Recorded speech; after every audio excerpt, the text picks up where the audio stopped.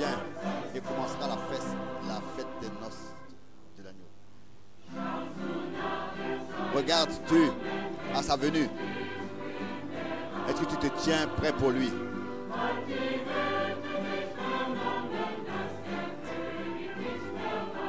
Est-ce que le monde a appris par toi que son retour est proche?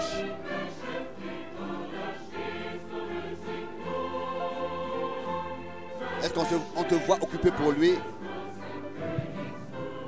ese uriteguye kubwe? Maranatha. Maranatha. Alléluia. Alléluia. Maranatha. Maranatha. Alléluia.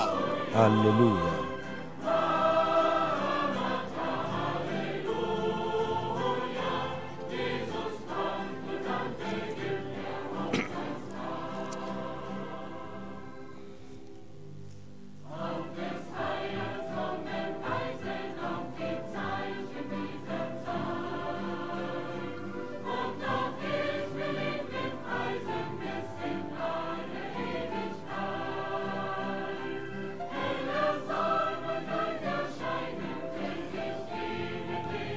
Des signes des temps montrent le retour ibimenyetso du by'ibihe Seigneur.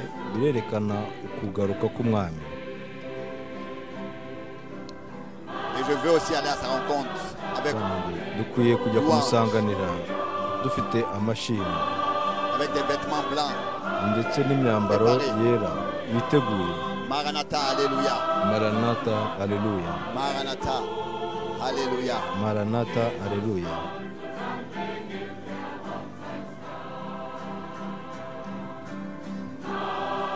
Jésus revient et le Yesu festin des noces commencera.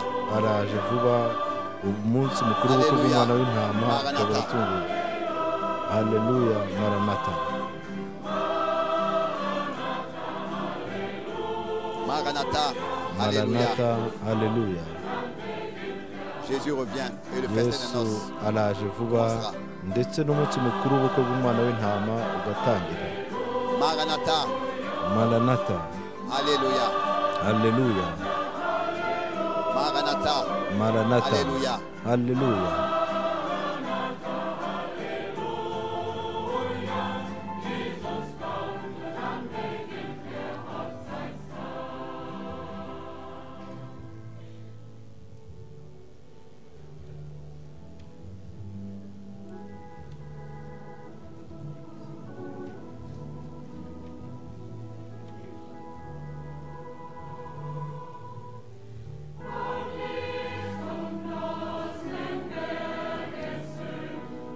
Le sommet des montagnes Imisozi miremire, est enveloppé de udusongero lumière. tw'imisozi Combattant, dutwikirijwe descendez dans la n'umucyo vallée. we, ndetse no kumanuka mu bibaya. Levez la bannière Mubashe kuzamura ibendera pour Dieu encore une fois.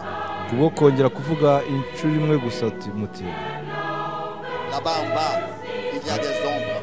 hariya mu bikombe hariho Allez vers ibicucu. l'ennemi. La foi et Ukwizera la victoire. ndetse Triomphe déjà du monde. n'umunezero La no foi. kunesha, kwizera no kunesha.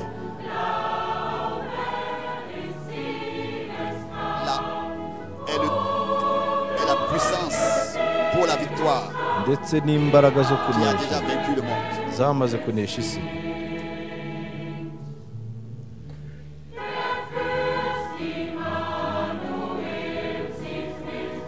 Le prince, le roi Emmanuel Umwami va devant nous. Sa Emmanuel parole imbere est yacu notre kubw'ijambo bouclier. rye.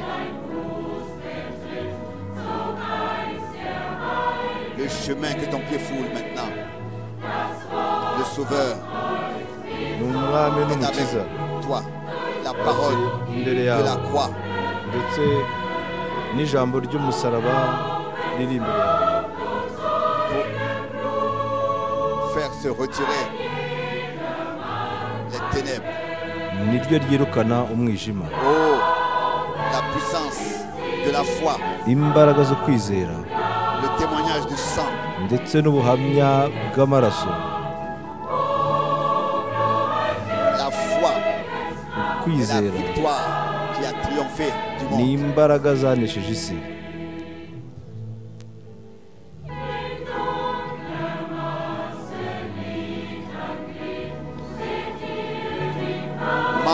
collés l'un après l'autre. abantu uko bari kumwe umwe ku wundi Tenons. ku bw'izina rye, Et l'ennemi se retire, n'umwanzi nawe niko ahunga. revêtu de l'armure de la tête aux pieds. Bambaye Le bouclier umucyo de la foi, kuva le ku casque mutwe du kugera salut, ku birenge, ndetse bafite ingabo ikingira la nk'agakiza courage de la justice. n'imbaraga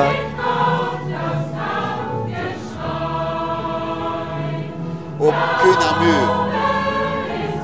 l'armure qu'aucun ennemi peut nta dérober. mwanzi n'umwe ushobora Dieu kuza. est avec nous.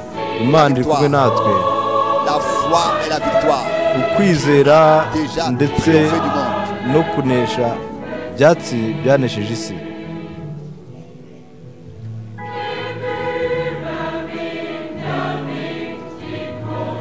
Au vainqueur est préparée la couronne et le Ukunesha vêtement blanc. ndetse bambaye imyambaro yera, banesheje bambaye imyambaro Aux yera. serviteurs fidèles, la grande rémunération. Yego, umukozi wo kwiringirwa, abakozi bo kwiringirwa ndetse Le repos. no après. baturutse mu mahanga yose no mu isi yose. Donc, prenez courage, Noneho nimugire umwete, car kubera ko la foi et la ukwizera victoire qui triomphe kwa du monde. kwizera no kunesha byatsinze byanesheje isi. Ukwizera no Qui kunesha triomphe. nibyo byanesheje isi.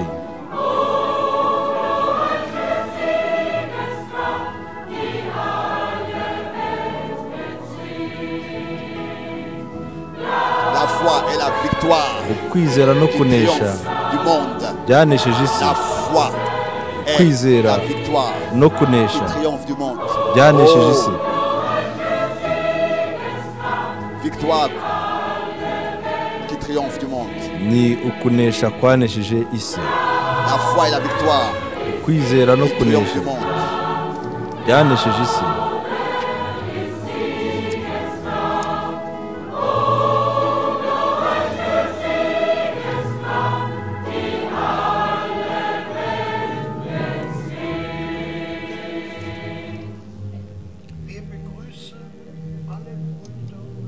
Nous saluons tous les frères et les sœurs Turasuhuza bene data n'abashiki bacu, inshuti zacu zose dans le monde entier mu isi yose, qui se sont connectés ababashije kwihuza natwe ku murongo wa à interinete,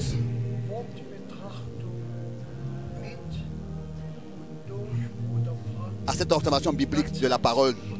ababashije kwihuza natwe Nous vous saluons très cordialement. hamwe na Mweta Frank turabasuhuza rwose bya kivandimwe, kandi twifuzaga yuko Bien, mes frères et sœurs, pouvoir vous bene inviter data namwe de bashobora nouveau à twabasha Krefeld à la réunion. kubatumira i Aux Krefeld mu réunions materaniro, pour de là ku materaniro saluer.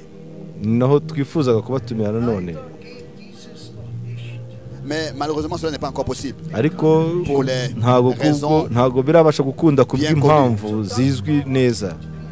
Et nous sommes d'autant plus reconnaissants au Seigneur Kandi turashima pour ces umwami émissions cyane kubwo ko igenda iduha amateraniro sont envoyés de Krefeld ndetse bituruka i par Krefeld la précieuse parole et les prédications binyuze mu ijambo des années ryiza 80 qui ndetse sont envoyées n'ibibwiriza byoherezwa buri Le Seigneur, de cyumweru manière merveilleuse, nous byo mu a myaka ya za bénis richement. 80, kandi umwami yaduhaye umugisha rwose.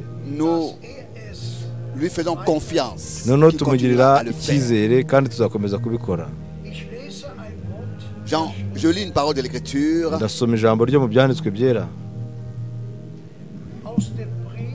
dans de l'Épître aux Éphésiens, ku rwandiko rwandikiwe Abefeso, le chapitre 3, à partir du igice cya verset gatatu 14. uhereye ku murongo wa 14. Ici, Paul écrit: Hano Pawulo arandika ati, à cause de cela, je fléchis mes genoux nicyo devant le gituma mfukamira data wa de twese, qui toute paternité ubwo dans les cieux et sur imiryango la yose terre yo mu ijuru n'iyo mu isi yitirirwa, tire son nom, yose niyo yitirirwa, afin qu'il vous donne selon la richesse de sa gloire, ngo abahe nk'uko ubutunzi bw'ubwiza bwe buri puissamment fortifié, gukomezwa cyane mu mitima yanyu en d'être revêtu de la kubw'umwuka puissance we, d'en haut par son esprit dans l'homme intérieur. kubw'umutima En sorte gukomerezwa que muri Christ mwe habite dans vos cœurs, kandi ngo Kristo ahore mu mitima yanyu kubwo kwizera étant enraciné, kugira ngo ubwo mumaze soyez gushorera et fondés gushorera dans l'amour. imizi mu rukundo mukaba Et que mushikamye vous puissiez comprendre muhabwe avec tous les saints muhabwe imbaraga zo quelle est la kumenya largeur, la longueur, hamwe n'abera bose la ubugari n'uburebure profondeur et la hauteur, bw'umurambararo n'uburebure bw'ikihagararo n'uburebure bw'ikijyepfo bwarwo ubwo ari bwo, et connaître l'amour de Christ mumenye urukundo rwa qui Kristo surpasse toute connaissance, ruruta en uko sorte que rumenywa vous soyez ruruta uko rumekwa ngo mwuzuzwe remplis kugeza jusqu'à kuzura toute la kw'Imana, plénitude de Dieu. kugera ku mwuzu Or, à celui qui peut nuko faire ibasha gukora par la ibiruta puissance cyane qui ibyo agit dusaba en nous infiniment, ndetse n'ibyo twibwira au-delà byose de tout ce nk'uko que nous imbaraga zayo demandons ziri ou zidukoreramo. pensons.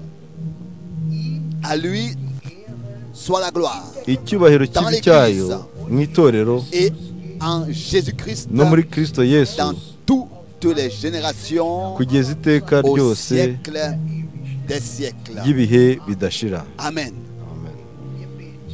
Nous prions. Reka dusenge. Père Céleste, Data uri mu ijuru, nous te remercions pour ta précieuse turagushima parole, kubw'ijambo ryawe ryiza cyane pour cette observation de ta parole. ndetse no kubw'ijambo ryawe twitondera. Te demandons ta bénédiction. Turagusaba umugisha wawe, Bénis tous ceux qui écoutent. uha umugisha bumva bose, Fortifie ton serviteur. wambike imbaraga umugaragu Nous wawe. te remercions pour tout. Turagushima ku bwa Dans le byose saint nom kubw'izina de Jésus. ryawe ryera rya Yesu Amen. Kristo. Amen. Bien-aimés frères et sœurs, bakundwa bene data namwe bashiki bien-aimés banjye, amis, mbe inshuti zanjye, moi aussi je voudrais très nanjye nifuzaga ko cordialement saluer tous, mubasha aussi kuramutsa bose, ndashaka kuramutsa bose remettre toutes les salutations nombreuses no gutanga intashyo n'indamukanyo nyinshi données, zatanzwe exprimées particulièrement zavuzwe de tous les pays de l'Afrique, by'umwihariko ku bihugu byose byo muri que ce soit Afurika, le frère Ngonga, ari abantu mwita Ngonga, Dr Mbiye, Dr Mbiye, que ce soit le frère Cécile, mwene data Cecile, le frère Hilton, mwene data Hilton, le frère Motika, mwene data Motika, le frère Ngonga, mwene data Ngonga, tous nos frères bene data remettent leurs bose salutations, bose baraduha et intashyo bien sûr zabo, aussi de toute l'Europe, ndetse n'iturutse mu du Burayi Canada, bwose, muri Canada, de Montréal, de Toronto, Montreal, Toronto de Edmonton, na Edmonton, de partout.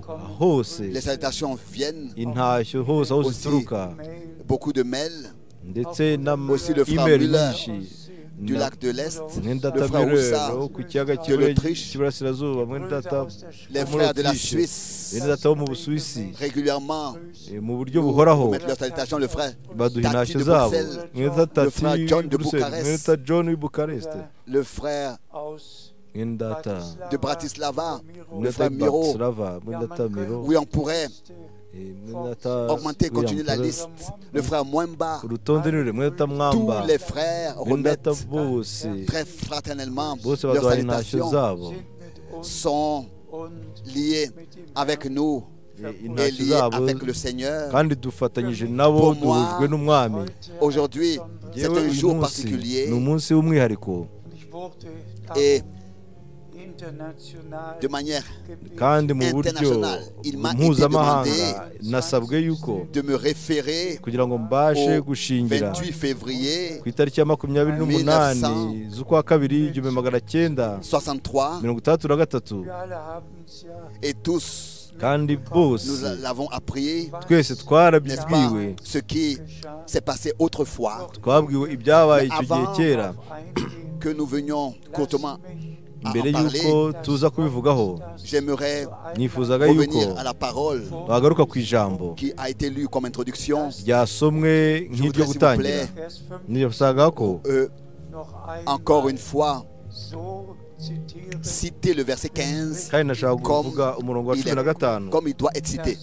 nkuko ugomba kuvuga De qui toute paternité dans les cieux kera et sur la terre ku isi ndetse no mu tire isi son nom, aho bose bavana tire leur nom. aho bose Et dans la bakomokaho Bible, la Bible anglaise et dans muri les Bibiliya autres traductions, y'icyongereza no il mu est zindi écrit là-bas nsobanuro haravuga ngo de manière trompeuse, mu buryo de qui bw'ubushukanyi toute famille, abo imiryango de yose yo mu qui toute ijuru famille, imiryango yose dans les cieux mu et ijuru sur la terre, no mu isi tire son nom.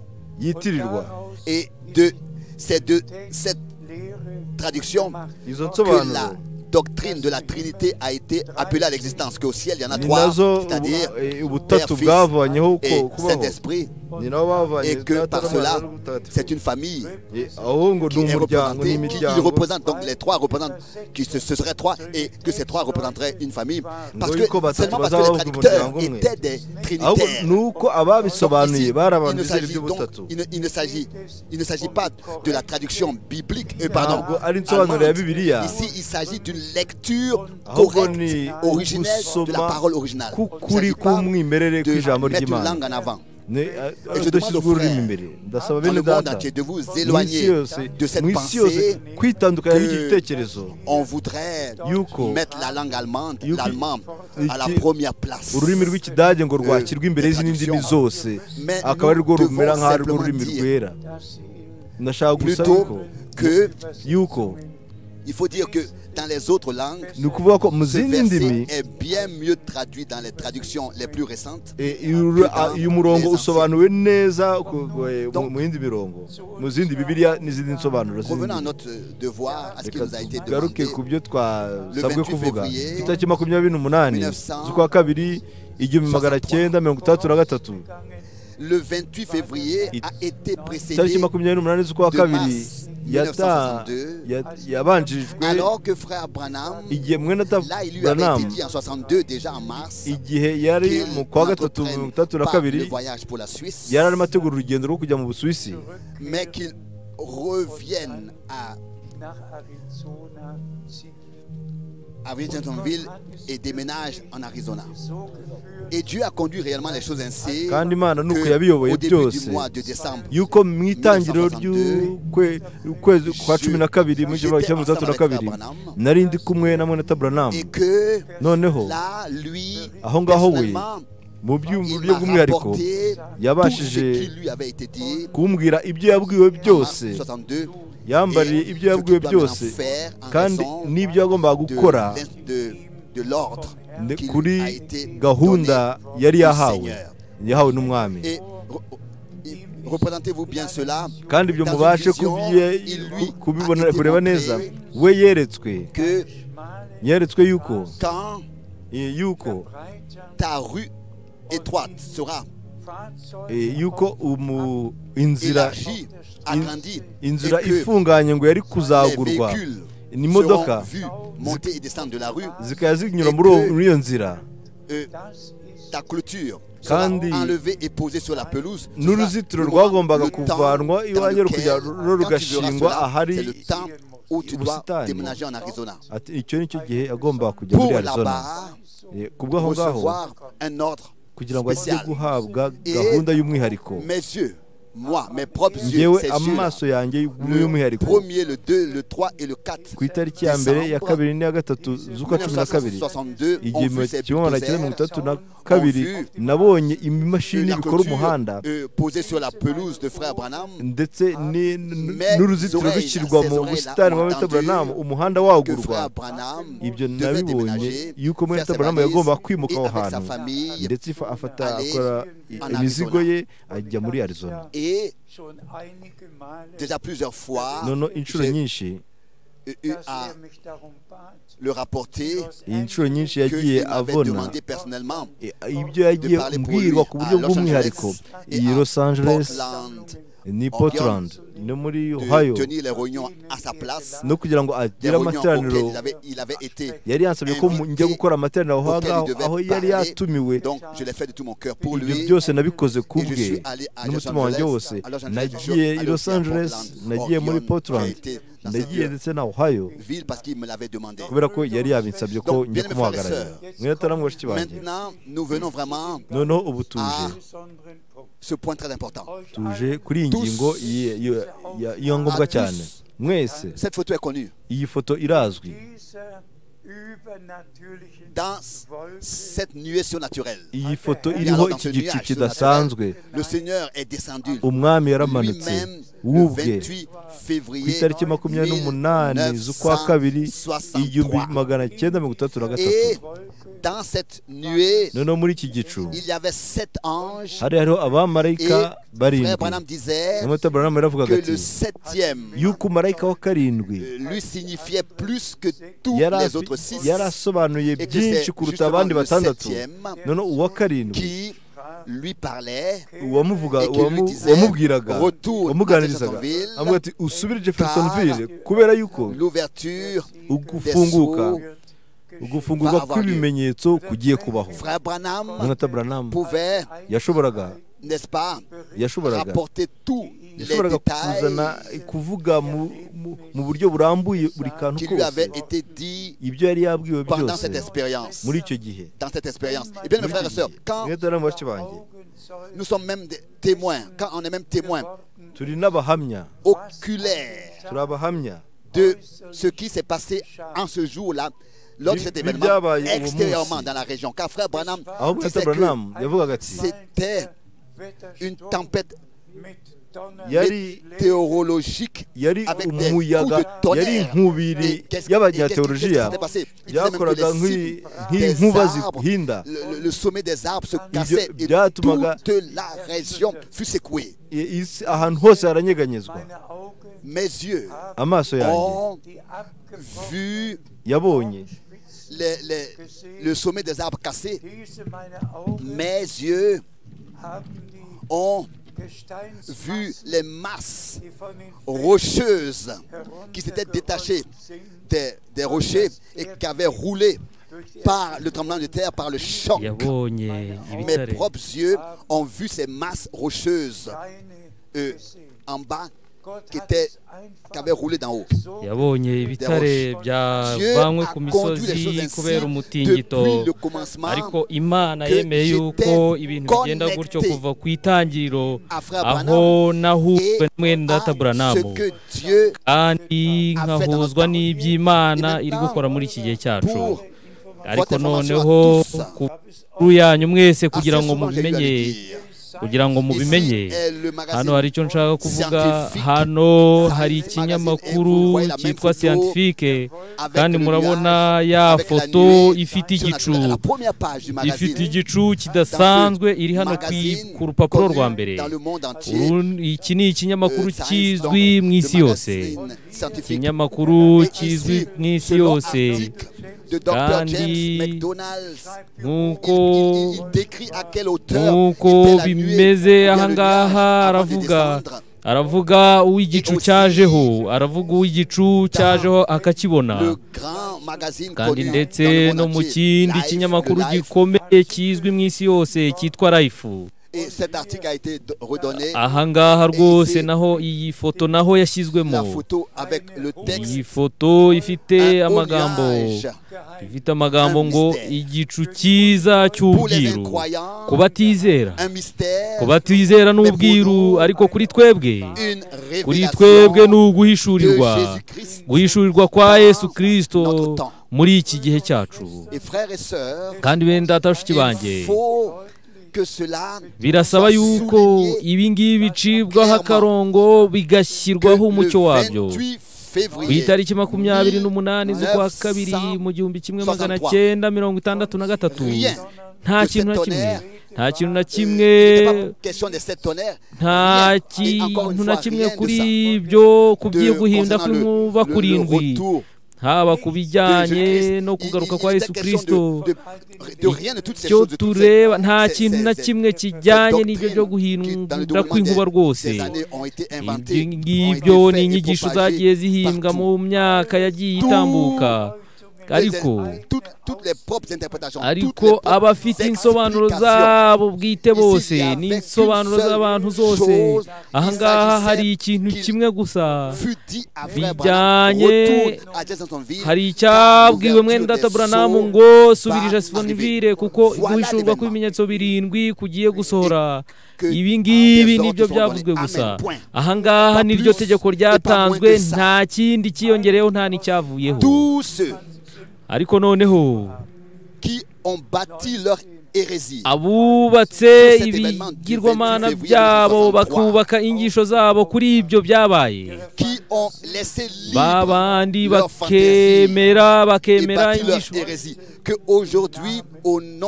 bakemera kubaka inyigisho zabo. Mwese rwose mwagiye mu kuyoba kandi mwarayobye, mwatakaje icyerekezo, mugira umwuka w'ubusazi rwose yatumye mujya mu binyoma, kandi rwose umwuka w'ukuri wo uyobora abantu mu kuri. Ariko noneho turi gutanga imbuzi ku bajyanywe mu nyigisho z'ibinyoma bose. Plus de 58 ans sont passés. Imyaka igera kuri 58 irashize kuva ubwo ibimenyetso birindwi byafungurwaga, kandi ku itariki 17 kugera kuri 24 z'ukwa gatatu hakurikiyeho ubwo mwene data Branham yabwirije akabwiriza ku bijyanye n'ibimenyetso muri 63. Kandi natwe twanditseho hariya, twandikaho rwose mu buryo bigaragara, twandika kuri iyo ngingo, kandi twerekanye mu buryo bwa Bibiliya ukuntu ibimenyetso birindwi byashyizwe muri Bibiliya. Imyanya y'ibimenyetso bine birindwi bya mbere n'icya gatanu n'icya gatandatu kugeza ku kimenyetso cya karindwi, dans lequel, n'est-ce pas, au premier verset du chapitre 8, il est seulement écrit concernant un silence d'environ une demi-heure, mais directement habaho ituze ry'igice cy'isaha. Noneho ku kanya k'umurongo ukurikiyeho mbona marayika wa karindwi uhagaze imbere y'Imana, noneho ahabwa impanda zirindwi. Noneho aho ahangaha ku murongo wa kabiri n'uwa gatatu hahise havugwa ngo noneho havuzwe ibyari biri mu kimenyetso cya karindwi. Kandi turashimira Imana n'imitima yacu yose, yuko twakiriye igisobanuro cya rusange rwose, duhishuriwe n'umwuka w'Imana, kandi dushobora kubyemera tukabyakira. Kandi nanone by'umwihariko ku gice cya mbere cy'ibyahishuwe hano ku mirongo itatu ya mbere ndetse no ku mirongo itatu ya nyuma y'ibyahishuwe, ibice 22 ku murongo wa gatandatu, ibice 22 mirongo itatu ya nyuma. Hano haranditswe ngo hahirwa usoma kandi akumva amagambo y'ubuhanuzi. Noneho mwitonde kubikurikiraho, bumva ubuhanuzi ngo kandi bakitondera ibyanditswe muri iki gitabo. Aho muvuge amena. Kandi bakizera, bakitondera iki? Bakitondera ibyanditse muri iki gitabo. Abana b'Imana b'ukuri rwose ntibashobora kwizera ibitanditswe rwose, ntacyo babirebaho. Twebwe ibyo turebaho gusa, tureba ubuhamya bwanditse bujyanye n'ibyanditswe byera, kandi ubwo nibwo tugenderaho. Et bien, mes frères et sœurs, kandi bakundwa wenda bashiki banjye nk'uko Apocalypse chapitre 22, ibyahishuwe ibice 22 et si quelqu'un retranche ngo quelque chose niba hari des umuntu paroles ugize du icyo livre avanaho de mu cette prophétie, magambo y'iki gitabo cy'ubuhanuzi, Imana nayo izavana umugabane we kuri cya giti, kandi nihagira uwongeraho ikintu icyo ari cyo cyose, umugabane we uzakurwa kuri cya giti cy'ubugingo. Rwose mwubahe ijambo ry'Imana, kandi noneho ibyahishuwe ibice 10 by'umwihariko, car c'est seulement quand l'ange du Seigneur en tant que ange de ahangaha niho marayika w'Uwiteka nka marayika w'isezerano amanuka, noneho agashyira ikirenge cye cy'iburyo ku nyanja n'ikirenge cye cy'ibumoso ku butaka. Ibi ngibi ntabwo byabaye ku itariki 28 mu 1963. Ibi ngibi n'uyu munsi biracyari ibyo mu gihe kizaza, kandi noneho kubera yuko umwami wacu ari we marayika w'isezerano, noneho yise umukororombye wari uri ku mutwe we, kandi noneho atwikiriwe umukororombya, niwo mukororombya n'iryo sezerano, kandi noneho ashyira ikirenge cye ku butaka, ikindi ku nyanja, noneho ngaho inkuba zirindwi nizo zumvikanishije amajwi yazo.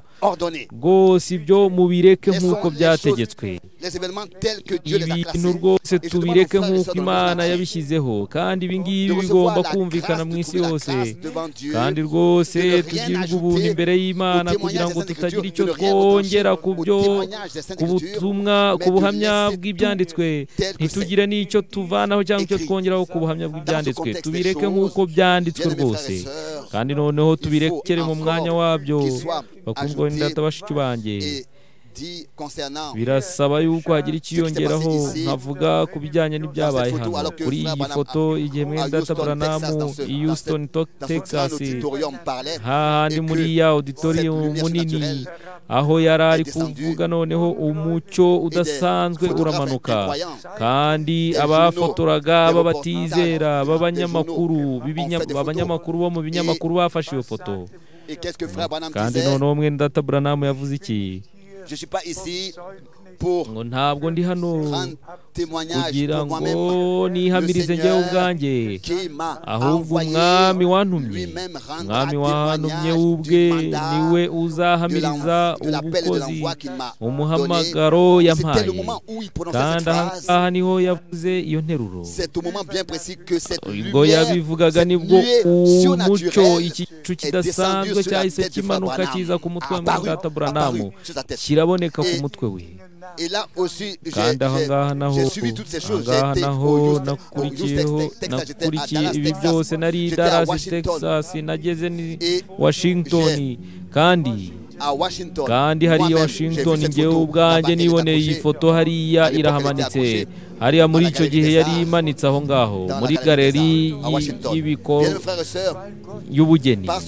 Bakundwa n'indata bashiki banjye, kubera yuko Imana kubw'ubuntu bwayo kuva ku itangiriro, Imana yampaye aya mahirwe akomeye yo kugira ngo nshobore gushyirwa ku murongo, nkakurikirana ibiri kubaho muri aka gace ka ngombwa rwose, kamateka yose y'agakiza,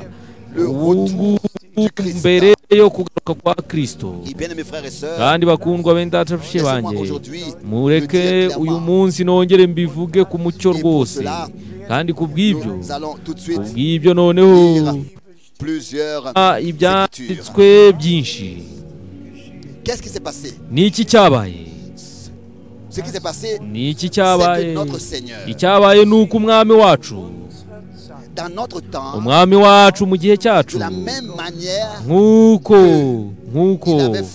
dans les jours nk'uko yakoze mu minsi ya Aburahamu, mu minsi ya Mose, ni nako yishuye no muri iki gihe cyacu. Uko niko bimeze.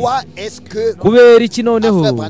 Kubera iki kuri Mwendata Branamu mu itariki 7 z'ukwa gatanu muri 46 yavuze ngo nk'uko Mose yahawe ibimenyetso bibiri, niko nawe uhawe uzahabwa ibimenyetso bibiri. Byose twese tuzi umuhamagaro wa Mose, twese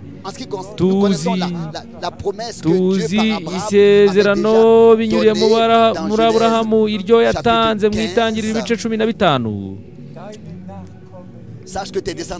Umenye yuko ngo urubyaro rwe ruzaba abashyitsi mu banyamahanga, noneho bakaba mu bunyage mu myaka 400, ngo kandi nzabakurayo. Noneho ubwo igihe cyageraga, umwami Imana muri ya nkingi y'umuriro yaragaragaye mu kuva ibice 3, agaragarira umugaragu we ari we muhanuzi.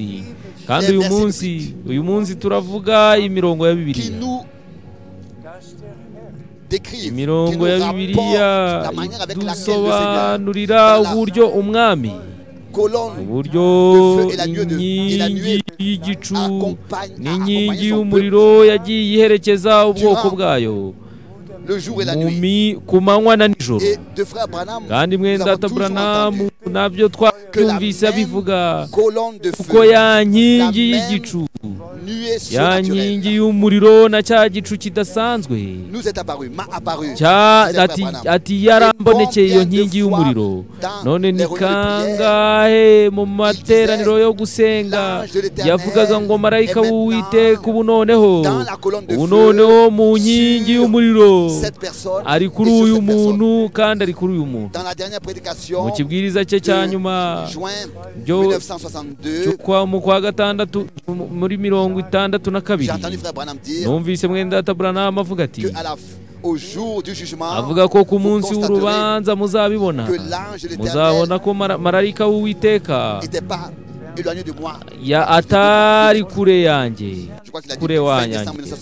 Ibi yabivuze ku mpera z'ukwa gatandatu muri 62, ati marayika w'isezerano, marayika w'Uwiteka ni mu kuva ibice 3, marayika w'Uwiteka yarabonetse. Uwiteka yarahindukiye, kandi Uwiteka yamuhamagaye ari ahakomeye. Ahangaha biravuzwe mu kuva ibice 3. Mu gihe kimwe marayika w'Uwiteka n'Uwiteka noneho n'Imana, ni uguhishurirwa rwose, ni uguhishurirwa kw'Imana imwe. Kandi rwose turabishimira Imana kubw'ibyo ko twabishuriwe. Kandi nanone nshobora kuvuga ibindi bintu byinshi bijyanye n'iby'Imana yakoze, ndetse no kubijyanye n'ubu buhamya bw'imirongo ya Mwendata Branamu iyo yagiye atanga. Noneho tugeze ku itariki 28 z'ukwa kabiri muri 63, rwose ndabivuga, ndongera mbisubiremo, mureke ibintu byose nk'uko Imana kubw'ubuntu bwayo yabiduhaye, nk'uko yabiduhaye rwose. Bishatse kuvuga ngo ntimwemere insobanuro z'abantu na zimwe, ntihagire umuntu n'umwe uvuga ngo umuhanuzi yaravuze. Yewe icyo wowe uzajya uvuga, uti ese ibi byanditse muri Bibiliya? Babandi bavuga ngo umuhanuzi yaravuze bajya bakwereka aho biri no muri Bibiliya. Kandi nanone kugira ngo mu gihe tukiri bazima, kuva nyuma ya 63, umwami yategetse Mwendata Branamu kujyana ubutumwa, gutanga ubutumwa buzabanziriza kugaruka kwa Kristo,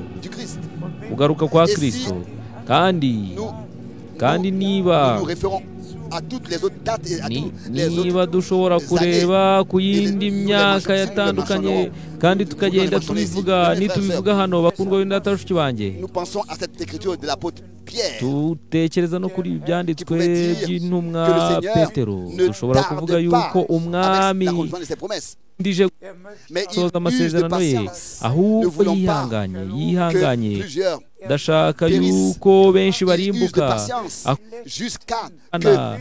kugeza ubwo uwanyuma, kugeza ubwo abanyamahanga bose bashobora kwinjira bakinjira. noneho ngaho ubwo uwanyuma azinjira nawe nibwo aza.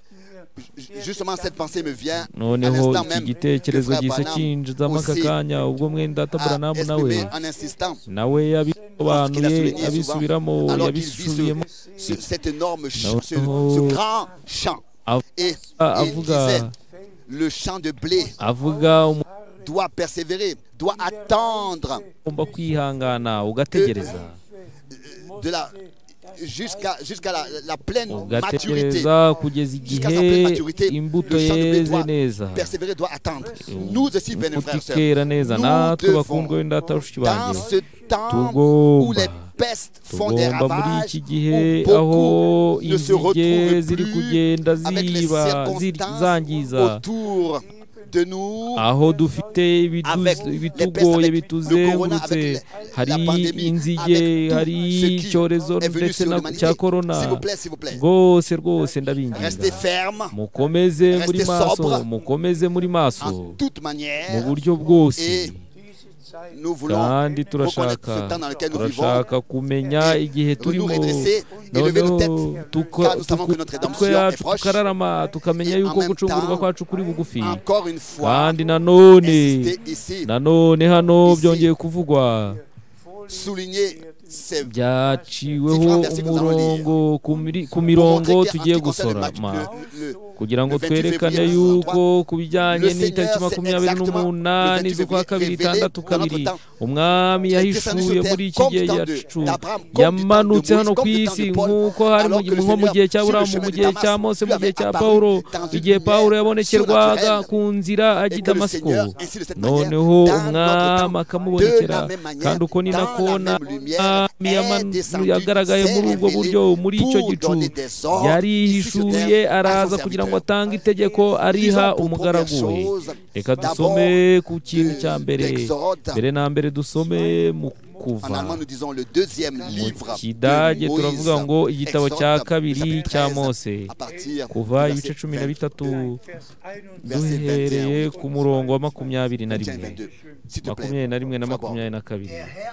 Mwene data Fred Bogue allait devant eux le jour dans une colonne de nuée Uwiteka ku manywa yabagendaga imbere ari mu nkingi y'igicu ngo abayobore, noneho nijoro yabagendaga imbere ari mu nkingi y'umuriro ngo abamurikire. Amen. Pour les guider, ngo kugira ngo abayobore mu nzira zabo, noneho kandi no kugira ngo abamurikire inzira, abayobore mu nzira kandi abamurikire inzira, kugira ngo babone uko bagenda ku manywa na nijoro. Inkingi y'igicu ntiyavaga imbere y'ubwo bwoko ye ku manywa, kandi iyo nkingi y'umuriro ntiyabuvaga imbere nijoro. yayoboye ubwoko bwe, abuyobora mu nzira, yaberetse inzira, noneho kandi abamurikira inzira. noneho mu kubara ibice 14 ku murongo wa 13 na 14, kubara ibice 14 umurongo wa 13 na 14, Mose abwira Uwiteka ati, abanyegiputa bazabyumva uko wakuje ubu bwoko muri bo amaboko yawe, kuko wakuje muri bo amaboko yawe y'imbaraga. umurongo wa 14, babibwire bene icyo gihugu, barumvise yuko wowe Uwiteka uri hagati muri ubu bwoko, apparaît kuko wowe visiblement, uwiteka ubonwa toi, n'amaso l'Éternel, kuko uwiteka ubonwa ta nuée n'amaso se tient sur kandi igicu cyawe lui, sur ce igicu peuple, cyawe et que tu gihagarara marches hejuru devant yabo ce peuple le jour ukajya dans une imbere colonne yabo de feu uri mu et la nkingi nuit dans y'igicu une ku manywa colonne no mu de nkingi feu. y'umuriro nijoro. Oh, quelle merveilleuse Oh, parole. mbega amagambo Le Seigneur meza. Umwami n'a pas seulement appelé son peuple à umwami sortir avec ntabwo yahamagariye puissance. ubwoko bwe gusohoka hamwe n'imbaraga gusa. Le sang des agneaux fut répandu. Amaraso y'umwana w'intama yaramenetse, noneho gusohoka kuva bibaho, gusohoka bibaho n'imbaraga cyane. Ariko noneho uwiteka yaherekeje ubwoko bwe. Bakundwa wenda bashiki banjye, bose ni nako natwe byagenze muri iki gihe cyacu. Umwami yamennye amaraso ye, kandi ayo maraso aracyari ku ntebe y'ubuntu, kandi rwose yatugiriye ubuntu bwe, yadusohoye n'imbaraga, kandi aratumurikira, akatuyobora mu nzira, akatwereka inzira.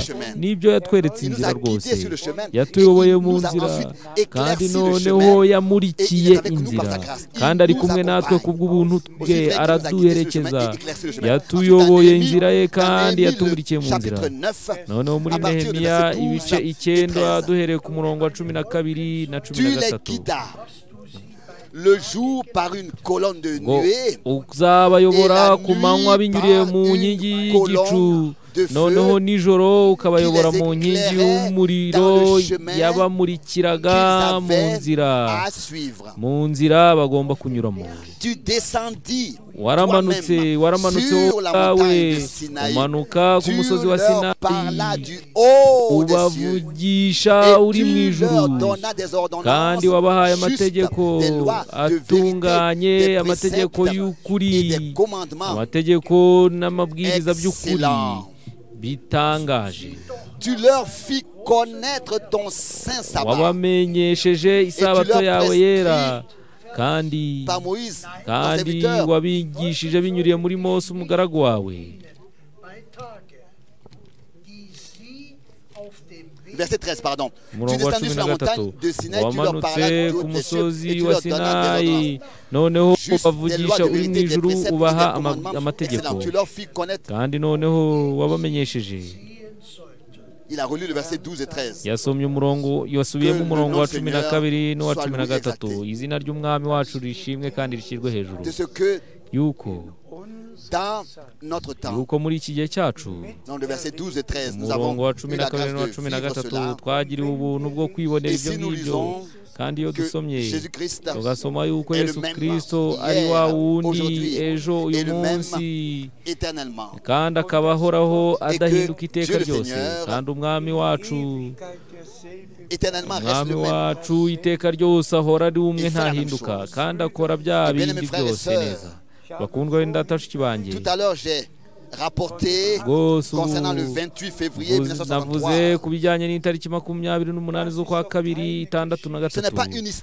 Ntabwo ari amateka yuko abizera b'abafana bahimbye, ahubwo n'abatizera b'abanyamakuru bakorera ibinyamakuru babyanditse. Abangaba Profeseri McDonald nawe yabyanditseho, avuga ku bijyanye n'igicu kidashobora gusobanurwa, kandi mwenda Branham yararaho ubwo icyo gicu cyamanukaga. Nous avons la confirmation divine rwose igihamya cy'Imana yuko itegeko ryo mu 1900, ubukozi bwo mu 1933 bwari bwaravuzwe kera kose mu myaka 28, kandi bwakomezaga buhinduka bushya. Kandi natwe turi kubaho rwose agace ka nyuma k'amateka y'agakiza, turi kubaho agace ka nyuma k'umuhamagaro wo gusora, agace ka nyuma ko kwitegura kwacu, agace ka nyuma ko kuhamenywa na buri jambo ry'Imana ryose. Kandi umwami yayoboye ibintu gutyo. Reka twongere dusome muri Zaburi 78, Zaburi 78 umurongo wa 14. et toute kandi ku la manywa nuit yabayobozaga par un igicu feu éclatant. ijoro bien, mes frères et ryose sœurs, ikabayoboza kumurika conduisait. k'umuriro. Il te conduit aujourd'hui. Il me conduit aujourd'hui. irakuyobora uyu Il nous munsi conduit aujourd'hui. irangonyomora uyu munsi C'est de ça qu'il iratuyobora uyu s'agit. munsi Et nous uko sommes niko bimeze très reconnaissants à Dieu kandi rwose pour cela. turashimira Imana cyane Venons kubw'ibyo. maintenant rapidement Noneho twihuse encore au prophète twihuse Daniel nanone tugaruke mu muhanuzi au Daniyeli. chapitre umuhanuzi 12. Daniyeli Et ibice ici, 12 nous lisons hano turasoma le verset 9. turasoma et le verset 10. umurongo wa 9 n'uwa Daniel 10. chapitre Daniyeli 12, verset 9 12 et verset 10. umurongo wa 9 n'uwa 10. Il répondit, arasubiza ati va Daniel, Daniyeli Car wowe genda ces révélations kubera yuko uko seront tenues guhishurirwa secrètes et scellées jusqu'au temps de la fin. guhishurirwa kurashyirwaho ikimenyetso kugera Verset 10. ku bihe. Plusieurs seront umurongo wa 10. mis à part, Benshi. purifiés, blanchis et éprouvés. benshi bazatunganywa bazezwa bazacishwa mu ruganda Et aucun des méchants ne ariko comprendra, ababi bazakomeza gukora mais ibibi ceux qui auront de l'intelligence kandi nta n'umwe muri le bo comprendront. uzabimenya ariko Amen. abanyabwenge bazabimenya Cela est bazayamenya. valable aussi Amen. pour notre temps. ibi ngibi nabyo biracyafite agaciro muri iki gihe cyacu. Scelle le livre jusqu'à la fin des temps. ngo shyiraho ikimenyetso Nous kuri sommes iki dans gitabo la fin kugera de ku ces temps-là mperuka ku gihe cy'imperuka Et le turi livre ku iherezo scellé a ry'ibihe été kandi igihe ouvert cyashyizwe igitabo cyashyizweho ibimenyetso Les révélations cyafatanishijwe ibimenyetso par la kirafunguwe grâce de Dieu guhishurwa ku nous les bw'ubuntu avons bw'Imana reçus. twarabukwakiriye et aus Dankbarkeit nous pouvons kandi dushobora par reconnaissance dire à Dieu dushobora l'Éternel, tubivuga à mu l'Éternel gushimwa Dieu, tukabwira rien Uwiteka n'est resté dans les Imana ténèbres. tuti nta Le kintu na temps kimwe est cyasigaye là. mu mwijima le Seigneur igihe kirahari a tenu sa parole kandi umwami yafashe Car il est ijambo écrit, rye n'est-ce pas, kuko handitswe ngo avant diesen haben et bis zur Endzeit. comme nous l'avons lu jusqu'à la fin des temps. ngo Car cela, c'est twarasomye les kugera et beaucoup gishyireho sonderont ikimenyetso kugera ku mperuka seront ku mperuka purifiés, kandi benshi blanchis, bazatunganywa bazezwa et auront bazacirwa l'intelligence pour bashwa mu comprendre. ruganda Cela est maintenant notre ariko temps. ababi C'est ce qui se passe bazakomeza maintenant, gukora notre ibibi temps. ibi ngibi biri kubaho muri iki gihe cyacu Pour être purifié, blanchi et préparé. kwezwa gutunganywa Pour no avoir compris et gutegurwa reçu l'intelligence pour ces choses. kandi Maintenant, de Romains rwose 1, benshi bashobore kubona ubwenge j'aimerais ku bw'ibyo demander de lire les premiers 6 versets. noneho Romains ndashaka chapitre 1, gusoma abaroma verset 1, igice verset cya 6. mbere Paul, umurongo wa mbere kugera ku wa serviteur de gatandatu Jésus-Christ, pawulo appelé à imbata être ya apôtre, kristo mis à wahamagariwe part kuba intumwa pour watoranijwe annoncer kugira le ngo message du abwirize salut de Dieu. kugira ngo abwirize ubutumwa Restons d'abord bw'agakiza ici et k'imana reka tubanze duhagarare hano ho gatoya Ausgesondert Appelé à être apôtre, mis à wahamagariwe part kuba pour intumwa kandi annoncer watoranirijwe le message ubutumwa divin du bwiza salut. bw'imana Continuons à lire le verset 2. dukomeze dusome umurongo wa kabiri Évangile qui avait été promis ubwo yasezeranije auparavant de la part kera mu kanwa de Dieu par ses k'abahanuzi bayo prophètes. mu kanwa Amen. k'abahanuzi bayo Ça, c'est amen puissant ici. ibi rwose bifite imbaraga hano L'évangile valable éternellement ubwo yasezeranije kera mu kanwa k'abahanuzi bayo l'avait déjà dans l'Ancien Testament im Voraus nk'uko Annoncé à bimeze l'avance mu par ses isezerano prophètes. rya kera byari byaravuzwe kera kose binyuriye mu Dans les kanwa Saintes k'abahanuzi Écritures. bayo mu byanditswe byera c'est-à-dire ces bayo mu paroles concernant byanditswe son byera fils bishatse né de kuvuga la ngo postérité de David buvuga selon iby'umwana wayo la chair. wavutse mu rubyaro rwa davide ku mubiri mais rwa dawidi déclaré ku mubiri fils de Dieu avec kandi puissance werekanywe n'ubushobozi ko ari umwana w'imana aufgrund seiner Auferstehung selon mu l'esprit de buryo sainteté par sa résurrection bw'umwuka wera d'entre les morts, Jésus-Christ, bigahamywa no kuzuka kwe notre Seigneur. niwe yesu kristo umwami wacu haben wir Par lui, nous avons reçu niwe waduhesheje igikundiro et l'apostolat no kuba pour intumwa amener en son nom kubw'izina à rye l'obéissance de la foi kubw'izina rye kugira les, ngo tous les kugira ngo mu païens mahanga yose habemo parmi lesquels vous abumvira avez imana aussi babiheshwa no parmi lesquels kwizera vous êtes aussi vous qui avez été appelés par Jésus. mwebwe kandi namwe muri bo abahamagariwe kuba aba yesu kirisito noneho ibi ngibi rwose biri kwisubiramo muri iki gihe cyacu Appelés du Seigneur bahamagawe n'umwami à annoncer kugira ngo l'évangile éternel, abwirizwe valable éternellement. Ici, notre ubutumwa Seigneur, bwiza cela bw'Imana, se répète encore, c'est ubutumwa répété buhoraho encore iteka maintenant, ryose. actuellement. Ibi ngibi Et si byongeye notre Seigneur a dit gusubirwamo que hano cet umwami wacu évangile yaravuze du royaume ngo de Dieu ubutumwa sera bwiza bw'ubwami prêché à toutes les nations buzabwirizwa amahanga yose comme un kugira ngo témoignage, bube ubuhamya. et qu'ensuite noneho la fin hanyuma imperuka izahera ko ize. dans notre temps, kandi ni nako bimeze muri iki gihe cyacu. Ibi ngibi biri et nous gusohora pouvons kandi dushobora de tout notre cœur, dushobora n'imitima yacu yose mu kwemezwa n'imitima yacu yose tukavuga tuti ces ngo ibi écritures-là byanditswe sont accomplies. ibyanditswe devant bisohoye imbere y'amaso Le yacu. Seigneur umwami a umwami pris soin pour ça. umwami yabyitayeho Que rwose yuko son évangile valable ubutumwa éternellement, bwe buhoraho iteka tel ryose qu'il nk'uko tel qu'il fut prêché au commencement, nk'uko bwabwirijwe ku expérimenté, itangiriro pratiqué, bukakirwa bugashyirwa mu bikorwa nk'uko byari bimeze ku itangiriro, prêché, expérimenté, bukabwirizwa buri wese akabyibonera bikajya mu bikorwa. uko ni nako kwihereza ubutumwa et dans les bubwirizwa. prochaines émissions, nous allons kandi devoir revenir à mu parler de bindi cela. bubwirizwa bikurikiraho tuzavuga kuri Ce ibyo qui est ngibyo. pour chaque domaine, pour le foyer, Buri pour le couple, wese, pour la buri famille, wese, pour l'église, ku pour les femmes, itorero, pour ku les hommes, bagore, pour les ku frères, pour les bagabo, sœurs. ku Tout buri bene est data na bashiki bacu écrit dans les Saintes byose Écritures byanditswe mu byanditswe et nous byera. sommes reconnaissants kandi turashimira Imana de ce que, yuko avec yuko und beherzigen dürfen. un amen de tout notre cœur, amena Nous n'imitima avons la yacu grâce de recevoir yose ces choses, rwose accepter ces dushobora kwemera ibyo bintu Reçuons bien, tukavuga mes frères et amena. sœurs, bakundwa particulièrement, data bashiki banjye mu byumve je by'umwihariko dois adresser cela by'umwihariko ngomba à tous les kuvuga frères kuri dans le ibi ministère. kuri Et bene pensez à data eux. bose bari mu S'il vous bukozi plaît, nkabatekerezaho bien-aimés rwose bakundwa bene data. prêchez, Mubwirize. annoncez seulement mubwirize ce que vous prêchez. Vous muvuge pouvez prêcher muvuge ibyo mushobora avec les Saintes kubwiriza mukoresheje En respectant le ibyanditswe contexte. byera mu Nous kubaha voulons laisser tout le reste uburyo à Dieu. byanditsemo. Par exemple, je urugero voudrais encore urugero vous montrer une photo. nshaka nanone kubereka ifoto Alors que frère Branham ubwo mwene data Branham prêchait yabwirizaga subitement, yabwirizaga Il a dit maintenant, noneho ako kanya aravuga la ati présence surnaturelle de noneho kuboneka est dans kw'Imana cette mu buryo pièce, budasanzwe dans cette salle. buri À ce moment-là, ubwiza bw'Imana buri des muri iyi nzu. photos ont été ako prises. kanya iyo foto yahise Toute la ifatwa plateforme abari était bari aho bose rempli de, était en feu. Toute la plateforme uruhimbi rwose était en feu. rwari Ici, vous voyez ruriho Frère Branham, umuriro. il se tient là. ahangaha mwene data Et vous voyez, Branham yari ahagaze mo toute hariya la plateforme kandi murabona yuko est en uruhimbi feu. rwose rwuzuye Est umuriro entouré de feu.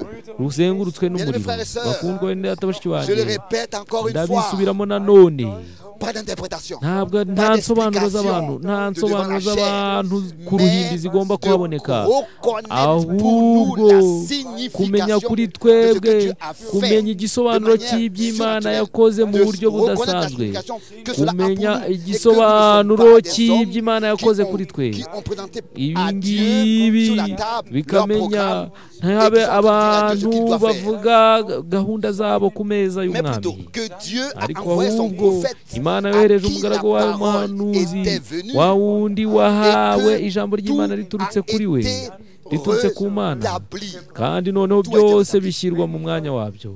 Alles sagen würde, Si je vous dirais à tous, was Gott auch niba nshobora tout ce que kubabwira Dieu m'a fait mwese vivre Verbindung par Imana yemeye frère yuko Branham, nibonera avec binyuriye frère kuri Branham, mwene data parler. Branham hamwe Alors na que mwene frère Branham data me disait Branham clairement, ubwo mwene data m'a dit Branham clairement, yambwiraga la famine akambwira ngo que inzara tu as vu, inzara qui t'a wabonye été dit, inzara n'est pas wabwiwe une famine terrestre, ntabwo ari inzara qui t'a yo été mu dite buryo par le Seigneur busanzwe en ya nzara 1962, wabwiwe le 2 n'umwami avril. muri 62 ku itariki cette ebyiri z'ukwa famine, c'est que kane Dieu enverra ahubwo iyi nzara une fin umwami azohereza pour écouter ses ni paroles. inzara yo kumva ijambo rye. Si je vous énumérais toutes les fois, ngiye mbabwira aussi inshuro le zose 12 juin no ku itariki 12 z'ukwa 1958, gatandatu muri 58 Texas. i Dallas, Texas. Après nyuma cet entretien nyuma intime y'icyo avec Frère Branham, kiganiro alors que pour la première fois de ikiganiro sa bouche, cyimbitse na mwene j'avais data Branham entendu ubwo mwene le data mot Branham envoi, bivuye mu kanwa ke appel, akavuga ijambo message. ngo koherezwa gutumwa Et à la fin, il m'a dit, ubutumwa noneho n'itegeko noneho avant hanyuma cela, un arambwira ati frère, et il avait dit, aho ngaho alors qu'il prêchait, tout à l'heure, il y a un frère aho de l'Allemagne qui m'a ngaho hari embrassé. mwene Et data il disait, wo mu il m'avait Budage dit, wampobeye frère aravuga avec ce ati mwene data message, Branham tu hamwe iras, n'ubutumwa tu retourneras en Allemagne. uzamuka mu Budage. Quand si j'énumérais toutes les fois mvuze inshuro zose j'ai pu être avec frère Branham inshuro avec zose lui, aho à la nashoboye même kujyana table, na manger avec mwenda lui, Branham dans la nkicara même ku meza voiture, me hamwe déplacer nawe avec lui. tugasangira Avec nkagenda lui, nawe mu modoka j'ai été dans des, hamwe j'ai nawe pris part à des réunions nagiye njya mu materaniro devant twari le turi Dieu Tout-Puissant en tant que témoin oculaire et imbere y'Imana mba umuhamya wabonye n'amaso nkumvisha n'amatwi kugira ngo nshobore guhamya ibyo nabonye n'ibyo numvise kandi nanone kubw'ibyo nshobora kugira nous n'avons pas suivi des fables yuko habilement tutarikiye imigani yahimbwe n'abantu ahubwo twabwirije ijambo ryera ry'Imana ry'agaciro kandi rizakomeza tukariha agaciro igihe cyose kandi nanone horongera kubwirwa bene data bose bongera bagasoma ku itariki 28 z'ukwa kabiri muri 1963 bagenda babihuza no guhinda kw'inkuru bakongera bakabisoma bashyizemo umusemburo bose mwataye icyerekezo muyobejwe n'umwuka w'ubusazi w'ubupfu ahubwo amaraso aracyari ku ntebe y'ubuntu kandi umwami aracyari umuvugizi wacu kandi haracyari igihe cy'ubuntu mutekereze icyari kubaho mutekereze icyari kubaho ku bavutse nyuma ya 63 noneho kandi muri 63 muri 28 z'ukwa kabiri icyo gihe cyaratambutse noneho hari abavutse nyuma ya 63 hari abataye icyerekezo rwose bahuye n'umwuka w'ubupfu noneho haza ubupfu bwose bupfura bafata ubwo ni ubupfu rwose ibyo muzi kandi noneho tuvuze muri make bakunda nous avons, j'ai et tous les frères dans le monde entier kandi turabwira bene data bose mu isi yose bafite inshingano zera zo guha ubwoko bw'Imana ibyo bagomba gukora n'ibyo bagomba kuziha ibyo umwami w'ubwe binyuriye mu bahanuzi n'intumwa ze yagiye aduhereza kandi bivuri mu ijambo ryahishuwe kandi n'imitima yacu yose turashimira Imana kubw'ibyo kugira ngo imigisha y'Imana ishobora byose ibe kuri mwe mwese dusuhuje nanone turi hano dusuhuje bene data bose n'abashiki bacu bose mu isi yose mu bwoko bwose mu ndimi zose n'amahanga yose turabasuhuje nanone kandi nongeye kuvuga ibi ngibi nk'uko mwene data Alfred Bogue yabivuze turashimira yuko kubwiriza kwa buri gitondo ku cyumweru bishobora kugenda bibaho kandi abantu bagakurikira by'ako kanya bakareba kandi bakumva umwami yitaye ku bintu byose kandi azakora ibintu byose mu buryo bwiza cyane kandi azasohoza ibintu byose kandi vuba cyane turabona igikorwa kidasanzwe cy'Imana ku bw'ubuntu bwayo kandi tuzabyibonera nk'uko yabisezeranije we Mana y'ukuri ashimwe kandi ahimbazwe iteka n'iteka amen. Seigneur Dieu Tout-Puissant, Mwami Imana ishobora byose, tanga umugisha ijambo ryawe ryera kandi ry'agaciro. Ndagushimira yuko mu batoranijwe iri jambo riri bukore icyo ryatumwe kandi uzasohoza ubushake bwawe. Kandi Mwami urategura umugeni wawe kandi umugeni arategereje kandi yumva umuhamagaro, kandi turagushimiye Mwami yuko waduhaye amahirwe yo gutanga ubutumwa bw'Imana, tukabutanga nk'isarabwayi rishashagirana kurabagirana bwa butumwa wahaye umugaragu wawe Buranamu umuhanuzi, kandi mwami tugashobora natwe gutanga ubwo butumwa nta kindi kivanzwemo. Wowe ubwa mwami mucunguzi wo kwiringirwa, wowe ari wowe ushimirwa iteka ryose, mu izina ryera rya Yesu, amen. Oh, qué amigo nos es Cristo, Él sintió nuestra aflicción y nos manda que llevemos todo a Dios en oración. Vive el hombre desprovisto de consuelo y protección, es porque no tiene dicho todo a Dios en oración. Vives débil y cargado de temor y tentación, a Jesús tu amigo eterno cuenta todo en oración. Te desprecian tus amigos, dilo a Él en oración. En sus brazos cariñosos paz tendrá tu corazón. Jesucristo es nuestro amigo, de esto pruebas mil mostró.